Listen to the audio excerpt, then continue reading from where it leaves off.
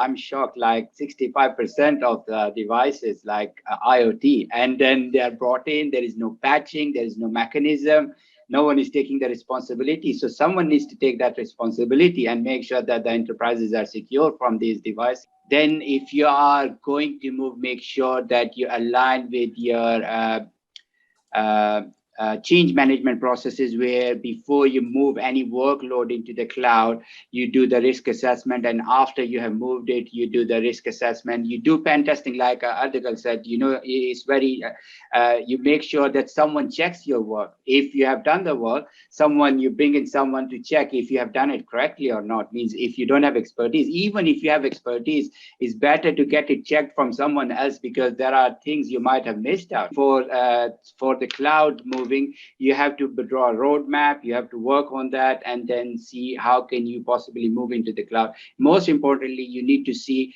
when you are signing up for the cloud, who will be responsible for data, and then if your contract ends, who will take over the data and how the data will be destroyed. So you have to be careful with that. And then you have to liaise with the local authority, check what is their requirement is.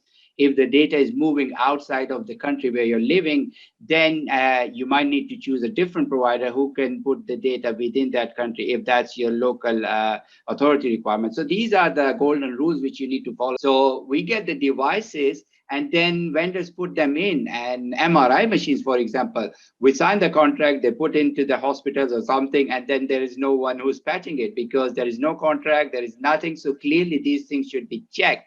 You should have a process, and you should be challenging third party, you should be challenging internal teams. And then again, going back to others' point, that we all talk about patch, but before we patch it, like sometimes in live environment, it's really hard. You need time and approval from the people, because they say we are not going for downtime, it will cause disruption, it will do this.